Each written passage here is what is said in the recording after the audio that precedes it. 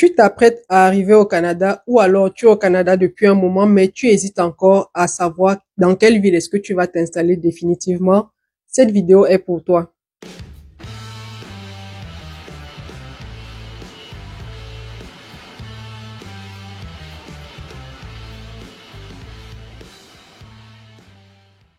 Pour toi. Salut à tous, je suis Priscilla Tanganambida. Bienvenue sur la chaîne Réussir au Canada, la chaîne qui va te donner toutes les astuces pour réussir ton immigration et ton intégration au Canada. Dans la vidéo d'aujourd'hui, on va essayer de répondre à la question dans quelle ville s'installer à son arrivée au Canada. Ça, c'est une question que beaucoup de personnes se posent. Beaucoup de personnes se demandent, mais je vais dans quelle ville au Canada? C'est-à-dire que quelle est la ville que tu me recommanderais une fois au Canada? Et on pose cette question-là à toute personne qui vit au Canada. Tu me conseilles d'aller où au Canada? Tu me conseilles quelle ville au Canada? Alors, on va répondre à cette question-là aujourd'hui. Déjà, il faut savoir que chacun y va suivant ses priorités, suivant ses objectifs.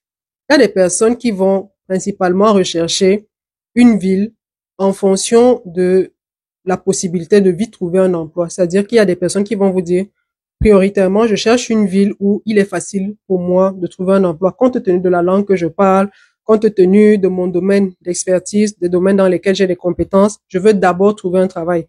Et la plupart du temps, c'est vraiment de trouver un emploi qui va définitivement fixer la plupart des immigrants. C'est-à-dire que une fois qu'il a un emploi, une fois qu'un immigrant a un emploi, il est fixé dans la ville en question. Mais je n'ai pas envie de généraliser parce que chacun a sa réalité. Il y a des personnes qui viennent au Canada en se disant, je veux améliorer mon anglais, je veux m'ouvrir aux autres, je veux avoir de nouvelles perspectives, je veux reprendre mes études. Il y a pas mal de raisons que les gens vont invoquer. Donc, on va se dire, la première raison, le premier critère à regarder, c'est vraiment la facilité à trouver un emploi. Est-ce que la ville que tu vas choisir, est-ce qu'on trouve facilement des emplois dans ton domaine, dans cette ville-là? Et je vais vous laisser ici le site Guichet Emploi qui va vous permettre, dépendamment de votre domaine de compétences, d'avoir les chiffres liés à ce domaine-là pour savoir est-ce que dans la ville que vous ciblez, vous avez des chances de trouver un emploi ou alors est-ce que c'est un domaine qui est en demande dans cette ville-là. Donc, allez sur Guichet Emploi, faites des recherches, tapez l'emploi pour les compétences que vous avez et vous aurez un ensemble d'emplois qui vont vous être présentés. Et voyez donc, est-ce que dans les villes que vous ciblez, est-ce que ce sont des villes qui présentent de belles perspectives pour ces emplois-là? Et ça va certainement vous aider à vous décider. Est-ce que vous allez dans ces villes-là ou d'autres? Moi, je dirais au-delà de ça, la langue parlée, c'est-à-dire la facilité à vous exprimer. Parce que même si vous allez dans une ville où vous avez de bonnes perspectives, où votre emploi a de bonnes perspectives, il faut pouvoir également vous exprimer dans la langue. Parce que, on va pas se le cacher, on vous veut employable. On veut que, à votre arrivée en entreprise, vous soyez déjà employable, que vous rentriez immédiatement dans le feu de l'action. Donc, si la langue est un enjeu pour vous, j'ai envie de vous dire, priorisez quand même une ville où la langue dans laquelle vous vous exprimez est la langue usuelle. Donc, en regardant vos emplois et aux opportunités professionnelles, il ne faut pas perdre de vue la langue. C'est-à-dire que, est-ce que la ville dans laquelle vous vous apprêtez à vous installer, la langue qui est parlée, c'est une langue que vous pratiquez couramment? Est-ce que vous vous exprimez couramment dans cette langue-là? C'est très important. Et donc, si vous ciblez une ville pour les perspectives d'emploi et les opportunités professionnelles, ne perdez pas de vue la langue. Il est très important pour vous de savoir vous exprimer dans la langue qui est parlée dans la ville que vous ciblez. Parce que quand vous allez travailler, vous allez vous exprimer, vous allez parler aux autres. Il est question que le message passe. Si vous ne vous exprimez pas dans la langue, ça va être difficile. Donc, regardez bien ce critère-là. Un autre élément qu'il faudra également prendre en compte, c'est le climat.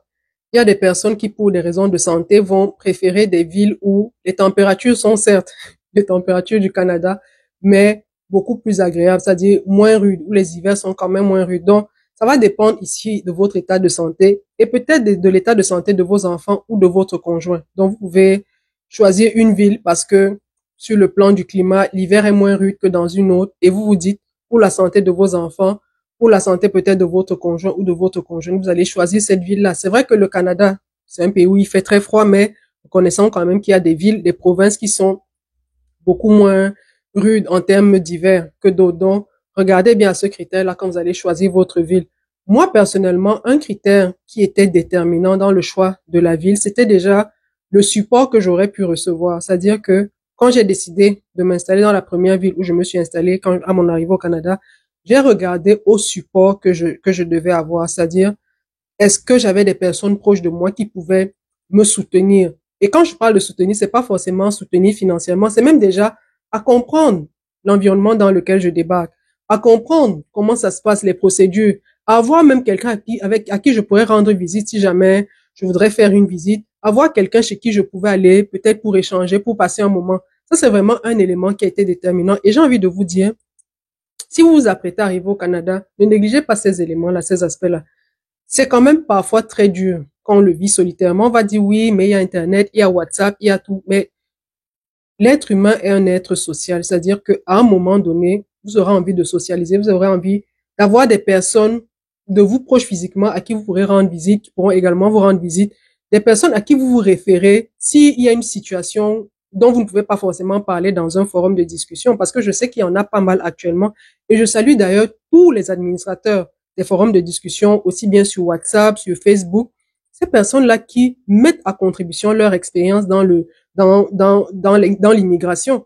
C'est très bien, mais vous savez qu'il y a des sujets dont vous n'avez pas forcément envie de parler avec tout le monde. Et quand vous avez une personne dans la ville qui a une certaine connaissance aussi des procédures et autres, c'est quand même un avantage. Donc, ne négligez pas ça. J'ai pas envie de dire que c'est l'élément primordial, mais faut pas négliger. Ne négligez pas le fait que vous avez dans une ville quelqu'un qui peut aller regarder une maison pour vous, qui peut aller négocier avec un bailleur, qui peut se porter garant. Ne négligez pas cet élément-là. Parfois, on veut trop prendre sur ses épaules en se disant, ah, mais c'est le Canada, il y a beaucoup de choses qui sont offertes aux nouveaux arrivants, il y a beaucoup de support, mais attention, il y a beaucoup de support, mais ce n'est pas une mauvaise chose d'avoir un membre de la famille qui est disponible à vous donner du support, à vous donner de l'aide, à vous accompagner dans vos premières procédures. Vous savez, les premières procédures ici, il faut vous déplacer, il faut aller dans un service Canada ou dans... Bref, il faut vous déplacer. Si vous avez quelqu'un qui se rend disponible, qui vous accompagne à faire ces choses-là, ne négligez vraiment pas.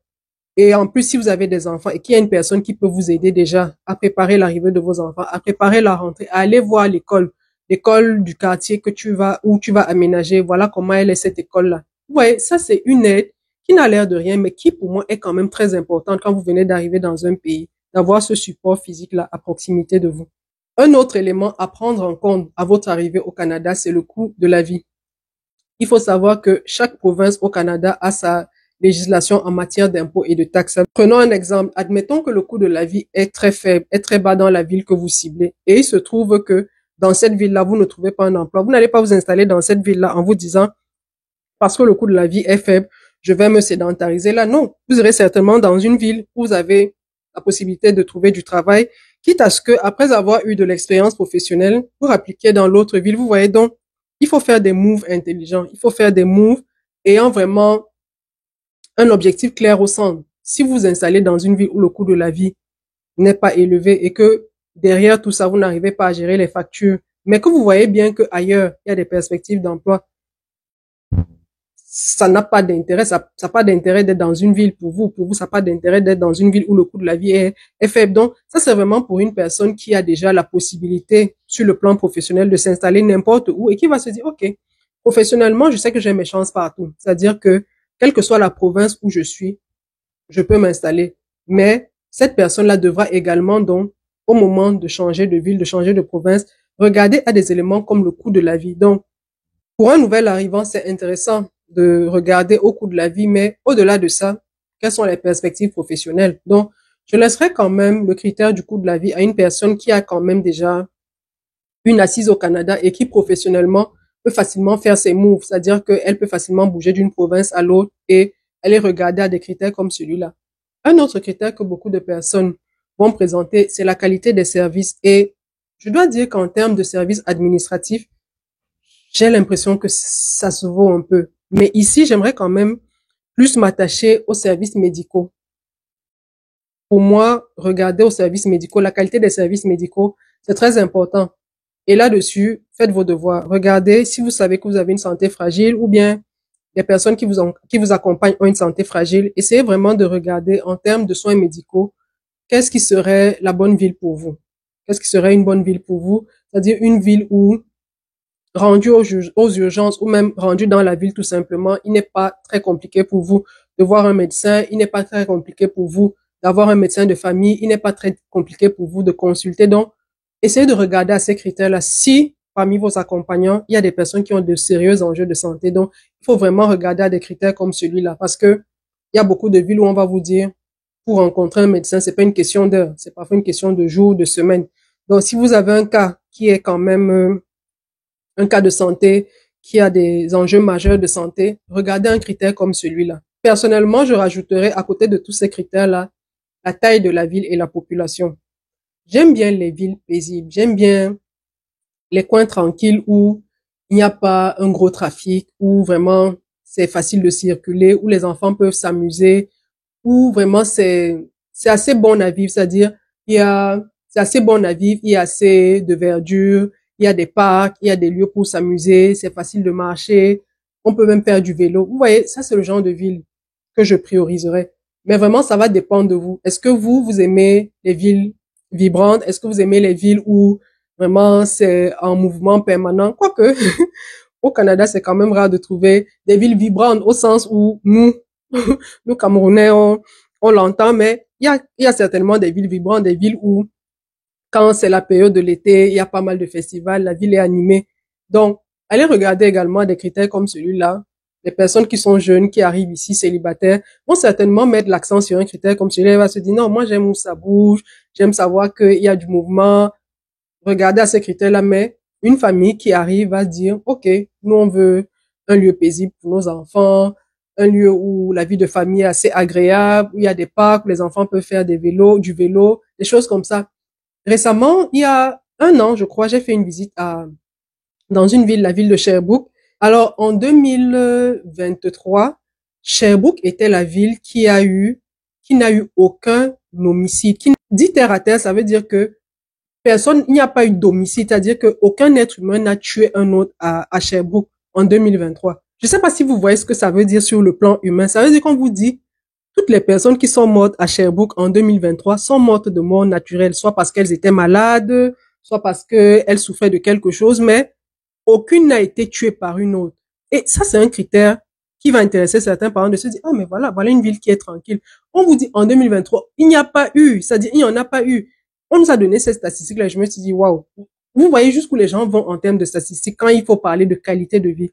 Donc, il faudrait également regarder à des aspects comme celui-là, c'est-à-dire quel genre de ville vous voulez pour vos enfants, quel genre de lieu de vie vous voulez pour vos enfants, quel genre d'environnement vous voulez pour vos enfants. Donc, regardez à des critères comme celui-là, la diversité, comment s'intègrent les personnes qui viennent d'arriver dans cette ville-là, comment les locaux accueillent les personnes qui viennent d'arriver. Vous voyez, c'est des critères qui n'ont l'air de rien, mais qui font toute une différence parce que vous débarquez dans une nouvelle ville, vous débarquez dans un nouveau pays, mais la façon dont on vous accueille, ça fait toute une différence. Vous vous sentez, c'est un problème en moins, vous vous sentez membre de la communauté, vous sentez que vous n'êtes pas seul au monde, vous voyez. Donc ça, c'est également un critère qu'il faudra regarder. Et j'ai envie de dire, c'est pas évident de dire de manière tranchée, quand vous allez au Canada, voilà ce qu'il faut rechercher dans une ville. Ça sera vraiment chacun selon. Mais on s'entend bien que le premier critère, le point de départ, c'est l'emploi. D'autres vont vous dire, moi, je vais au Canada, je vais améliorer mon anglais. Et ces personnes-là vont prendre les dispositions nécessaires sur le plan financier. C'est des personnes qui vont vous dire, je peux tenir pendant 1 an ou 2 financièrement.